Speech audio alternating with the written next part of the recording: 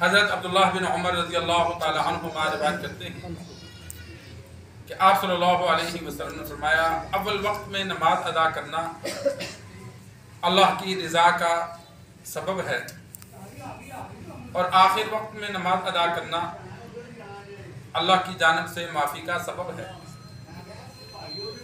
سرکار دو عالم صلی اللہ علیہ وسلم نے فرمایا کہ اول وقت میں نماز ادا کرنا، جن نمازوں کو جن اوقات میں ادا کرنا پسندیدہ ہے، مستحب ہے، ان اوقات میں نماز ادا کرنے پر اجر زیادہ ہے، اور بغیر کسی عذر کے تاخیر کرنا کہ آخری وقت میں نماز ادا کرے گا تو اس میں ثواب میں کمی آ جاتی ہے۔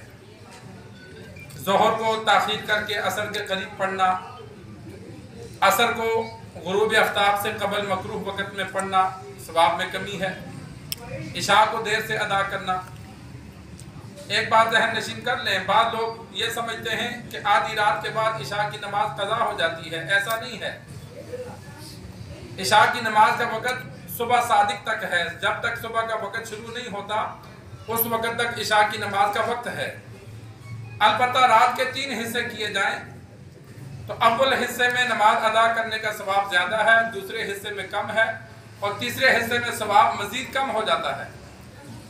ثواب میں کمی آتی ہے، نماز قضا نہیں ہوتی۔ حدیث میں ذکر ہے کہ وہ اللہ سے معافی کا سبب ہے کہ نماز قضا کرنے کا گناہ نہیں ملے گا، آخری وقت میں ادا کرنے سے وہ گناہگار ہونے سے بچ گیا۔ اسی طرح عصر کا جو وقت ہے وہ مغرب کے اذان تک، مغرب کے وقت تک ہے، لیکن آدھا گھنٹہ مغرب سے پہلے نماز ادا کرنا یہ مکروہ ہو جاتا ہے۔ جب سورج کی رنگت تبدیل ہو جائے، سفیدی کے بجائے پیلا پن آ جائے، جب سورج غروب ہوتا ہے تو وہ مکروہ وقت شروع ہو جاتا ہے۔ اس میں نفل بھی منع ہے، قضا بھی منع ہے۔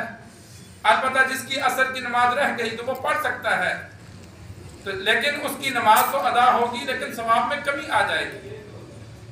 تو اس وجہ سے انسان کوشش کرے کہ اگر عذر نہ ہو تو نمازوں کو جلد ادا کرے، جیسے ہی نماز کا وقت ہو تو پہلا کام نماز ادا کرے۔ اگر کسی وجہ سے عذر ہے تو اس میں تاخیر کرے گا تو امید ہے کہ جو ثواب کی کمی ہے اللہ معاف کر دے گا۔ سفر کر رہے ہیں، اب سفر میں ظہر کے لیے رکتے ہیں، پھر عصر کے لیے رکتے ہیں، بسا اوقات جلدی ہوتی ہے تو انسان پھر ظہر کو تاخیر کر لے۔ انسان دیکھ لے عصر کا وقت کتنے بجے شروع ہوتا ہے، جس طرح آج کل 3:25 پر عصر کا وقت شروع ہوتا ہے تو انسان 3 بجے رکے، ظہر پڑھے، پھر جب عصر کا وقت شروع ہو جائے عصر پڑھے اور پھر آگے سفر کرے۔ یہ تو سفر میں ایسا انسان اگر کرے گا دونوں نمازوں کی ادائیگی کے لیے تاکہ وقت بھی بچ جائے، دونوں نمازیں بھی ادا ہو جائیں، ایک نماز کو اس کے آخری وقت میں پڑھ لیا، دوسری کو اس کے اول وقت میں پڑھ لیا، مغرب کو تاخیر کی، جب عشاء کا وقت قریب ہوا مغرب پڑھی، پھر عشاء پڑھی اور پھر چل دیے۔ تو سفر میں تاخیر کرنے کی وجہ سے جلدی ہو تو پھر امید ہے کہ اللہ ثواب بھی پورا عطا فرمائے گا۔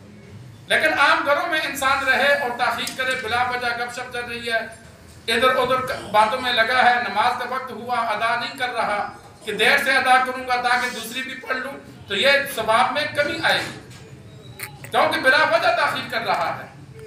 اگر کسی وجہ سے تاخیر ہو جائے تو پھر ثواب میں کمی نہیں، کسی بیمار کے پاس ہے، کہیں سفر میں ہے، تاخیر ہو گئی، آخری وقت میں ادا کر رہا ہے تو عذر ہو تو معافی ہے، لیکن اگر عذر نہیں ہے تو پھر ثواب میں کمی ہو جاتی ہے۔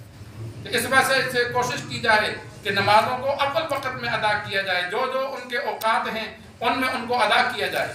اللہ سے دعا ہے اللہ ہمیں دین سیکھ کر سمجھ کر عمل کرنے کی توفیق عطا فرمائے۔